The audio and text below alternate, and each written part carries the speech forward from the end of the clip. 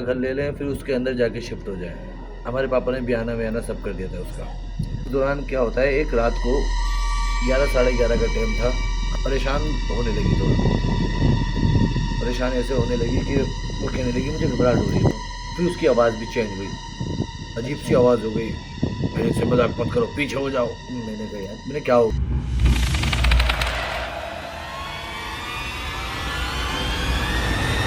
तो गाइस, मैं आपका स्वागत करता हूं भूतिया बातचीत एपिसोड नंबर 4 में।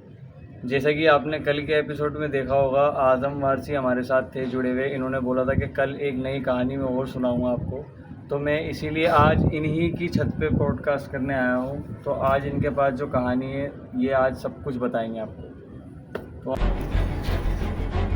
तो भाई ये कहानी मैं तुम्हें शॉर्ट में ही बता सकता हूँ, कि मेन पार्ट में लेके बता सकता हूँ। कहानी काफ़ी लंबी है, जिसकी वजह से पॉडकास्ट ज़्यादा लंबा ना हो, इसकी वजह से मैं कहानी थोड़ी छोटी ही बताऊँगा आपको। अब आपको देखना है कि उसमें रियलिटी कितनी है, हकीकत कितनी है। बाकी मेरी तरफ से बिल्कुल सच्ची कहानी है। आज़म भाई कैसे हैं आप? अस्सलाम वालेकुम। वालेकुम सलाम। अल्लाह का शुक्र है, अल्हम्दुलिल्लाह सब बढ़िया। सब कह रहे थे। तो मैंने आपसे कल कहा था कि मैं आपको अपनी 3 कहानियों में से बाकी नेक्स्ट कहानी मैं आपको कल सुनाऊंगा। तो वो नेक्स्ट कहानी है मेरी शादी के टाइम की। मेरी शादी हुए कम से कम लगभग 4-5 महीने हुए थे। जिस दौरान हमारी शादी हुई थी उस दौरान हम अपने घर में रहते थे। शादी हुई कब थी आपकी पहली? शादी 11 में हुई थी। 2011? जी 2011 में हुई थी। तो हम अब हमारा अपना घर था, हम अपने घर में रहते थे। तो हमने सोचा कि हम अपना घर बेच के दूसरा घर ले लें फिर उसके अंदर जाके शिफ्ट हो जाए। हमारे पापा ने बयाना वयाना सब कर दिया था उसका। तो बयाना वयाना सब होने के बाद क्या हुआ कि जिसको हमने घर बेचा था उसने ज़बरदस्ती करवा के हमसे वो घर खाली करवा लिया। उस बंदे ने जिसको बेचा था? जी, उस बंदे ने घर खाली करवा लिया। कोई बात नहीं, पापा थोड़े हमारे सीधे हैं, उन्होंने घर खाली कर दिया, हमने घर खाली कर दिया। घर खाली करके हम किराए पर रहने लगे जब तक। तो हमारी अम्मी ने कहा तुम एक काम करो, मैं दूसरी ज़मीन ले लेती हूँ, जब तक तुम उसमें रह लो। तो हमने वहाँ से शिफ्ट हो गए फिर दूसरी ज़मीन ली थी। फिर हमने एक घर लिया और हमने वहाँ शिफ्ट हो गए। अम्मी पापा किराए पे रहने लगे। तो ऐसे ही लगभग हमारा हफ्ता 1.5 हफ्ता तो बिल्कुल सही चला। उस दौरान क्या होता है, एक रात को 11 साढ़े 11 का टाइम था। हम घर में लेटे हुए थे। वही जिस घर में तुम शिफ्ट हुए थे? जी उस घर में? उस घर में शिफ्ट हुए थे, रह रहे थे हम। अच्छे खासे रहते रहे, हफ्ता 1.5 हफ्ता गुजरा। तो अचानक क्या होता है, रात को 11 साढ़े 11 बजे के बाद मेरी घरवाली परेशान होने लगी। थोड़ा परेशान ऐसे होने लगी कि वो कहने लगी मुझे घबराहट हो रही है। अच्छा। मैंने क्या हो गया, क्यों हो रही है घबराहट? कह रही कुछ नहीं, मुझे घबराहट हो रही है। मैंने ऐसा कुछ नहीं होता, सो जा। मैं इधर मुँह करके सो गया, वो उधर मुँह करके सो गई करवट करके। हम सो गए। लगभग हम लेट गया, ये 12:30-1 का बीच का टाइम होगा। तो उसके बाद मैं अपनी घरवाली को छेड़ने लगा, परेशान करने लगा ऐसे ही। तो मूड ऑफ था उसका, मजाक करने लगा। तो मजाक करते करते तो मेरी घरवाली के लगी हटो, मुझसे मत बोलो, मुझसे मजाक मत करो, ऐसे किलसने लगी। तो मैं किलसन में फिर पलट के सो गया। फिर वो कहने लगी मुझे कुछ परछाई दिखाई दे रही है घर के अंदर। वो नहीं, मतलब किसकी? एक मतलब नॉर्मली एक्टिविटी दिखाई दे रही। तो मैं शांत हो गया, मैंने हटाओ छोड़ो, जो होगा देखेगा। मैंने शायद मुझे परेशान कर रही है, मुझे डराना चाह रही है। तो फिलहाल मैं मुँह मैंने कुछ ढंग से दिया नहीं, मैं पलट के अपना लेटा रहा। तो उसके थोड़ी देर बाद फिर मैंने कहा चल एक दफ़ा और परेशान करता हूँ, अब मैं करता हूँ उसे शांत दोबारा। मैंने दोबारा उसे परेशान करने लगा तो वो झटकने लगी। तो मतलब मेरे से मजाक मत करो। फिर उसकी आवाज़ भी चेंज हुई, अजीब सी आवाज़ हो गई। मेरे से मजाक मत करो, पीछे हो जाओ। मैंने क्या हो गया, तेरी आवाज़ को क्या हो गया, ऐसे क्यों कर रही है? ये मुझसे पीछे हो जाओ। मैंने ऐसे गुस्से में आके मैंने उसके एक लात मार के मैं पलट के लेट गया। मतलब तुम ये सोच रहे थे मुझसे बात ही नहीं करना चाह रही है, नाराज़ है? तो उस टाइम तक नहीं पता था कुछ? मुझे कुछ नहीं पता था, मैं आराम से लेटा हुआ था। उसके बाद क्या होता है, फिर ये पलटती है, फिर ये मुझे छेड़ने लगी। मैंने कहा हाथ हटा, मुझे मत छेड़। 10-15 मिनट जैसे ही चलता रहा। फिर मैंने जैसे पलट के देखा ना, इसके बाल सब दिखे। मतलब अपने बाल सब दिख रहे थे सब उसके, भाई साहब। लेकिन मरना मैं उसको देख के पहले तो मैं ये हो गया कि शायद मुझसे मस्तीखोरी कर दी। और मैंने ये बात बोली ना तो भाई मेरे रोंगटे खड़े हो गए एकदम से। जो एक तो हम ऐसे सन्नाटे में बैठे हुए ऊपर छत पे बैठे हुए और टाइम हो रहा है लगभग 1:30 के आसपास। मतलब यही टाइम मिला था हमें बनाने के लिए, तो थोड़ा सा डर भी लग रहा है, लेकिन अब क्या करें, आपके लिए तो करना पड़ेगा। गाइस वो फिर उसके बाद उसके बाल बिखरे हुए, मैं उठ के बैठ गया। मैंने क्या परेशानी है कि रही चुपचाप शांति से बैठ जाओ, नहीं तो मैं सब घर में आग लगा दूँ। मतलब अपने आप आवाज़ चेंज करके आवाज़ मैं चेंज मतलब करके। आग लगा दूँ। अब मैं समझ गया, मैं फिर समझ गया, मैंने कहा कुछ ना कुछ है कहानी है।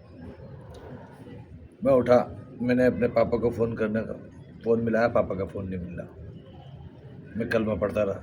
मतलब दुरूद ऐसा शरीफ हुआ कि पढ़ता उस रहा। टाइम पे जिसको फ़ोन कर रहे हो किसी का फ़ोन नहीं लग रहा। फिलहाल मैंने पापा को ही मिलाया था और किसी को तो अच्छा। मिलाया नहीं। अच्छा, मैं दुरूद शरीफ पढ़ रहा हूँ, सब पढ़ रहा हूँ, तो वो आवाज़ अजीब अजीब सी निकाल रही है। परेशान हुए, मैं ज़्यादा ही डर गया। मैंने भाई जैसे तैसे, यकीन मानना, उसकी गुद्दी के बाल पकड़े, अपने घर में ताला भी नहीं मारा, वो पकड़ के बस पकड़ के बाल पकड़ के मैंने उसे उठा के जो लेके भागा हूँ। तो ये समझ लो हमारा वज़ीराबाद का इंटरेस्ट कितना होगा। जैसे यहाँ से लेके तो वहाँ अल्लाह भला करे अपना आगवानी चौक, अपना हनुमान चौक 500 मीटर। हनुमान चौक जितना भी बीच का हाँ गैप वही होगा, 500 फिलहाल इतनी दूरी में लेके भागा। आधे रास्ते तो मैं जब मैं लेके भाग रहा था जब तक तो सही, जब उस पर है उनने मेरा गला पकड़ लिया। भाई जो उनने मेरा गला पकड़ा है ना, तो मेरा सांस आधी ऊपर आधी नीचे, लेकिन मैं रुक सकता नहीं।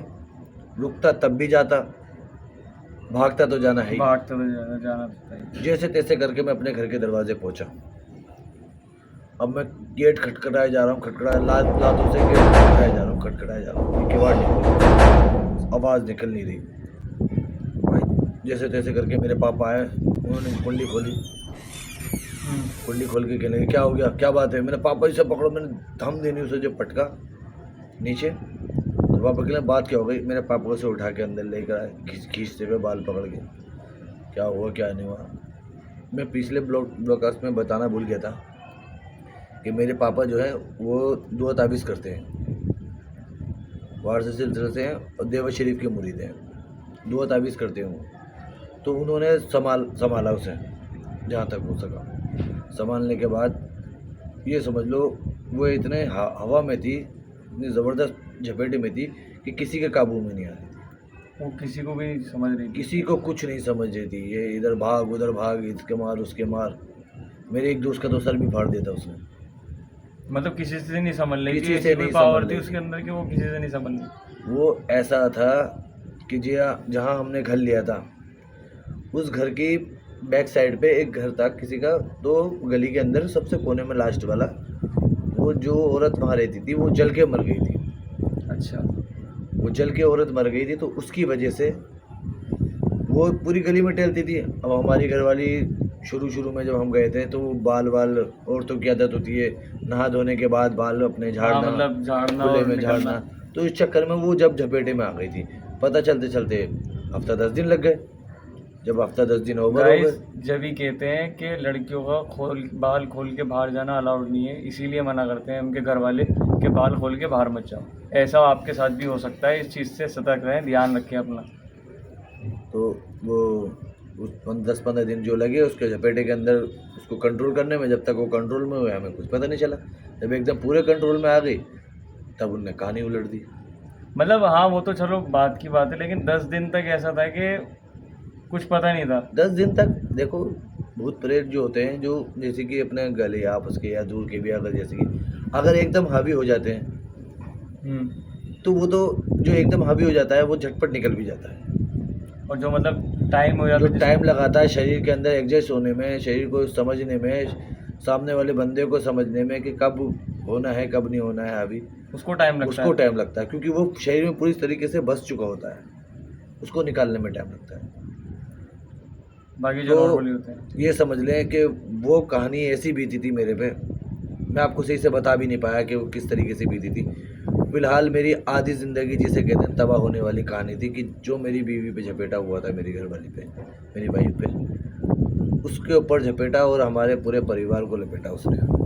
तो आप और सबको क्या सजेशन देना चाहोगे? मैं सबसे यही चीज़ कहना चाहूँगा कि सबसे पहली बात अपनी बहनों से, बेटियों से और अदर लड़कियों से कि जो भी घर से बाहर निकलें तो प्लीज़ अपने बाल लपेट के निकलें, खुशबू वाली चीज़ लगा के ना निकलें और अपना ध्यान रखें, फूल वगैरह लगा के कहीं भी बाहर खुले में ना जाएं, क्योंकि जिससे कि ये आपको दिक्कत ना हो। ये चीज़ किसी के साथ भी हो सकती है।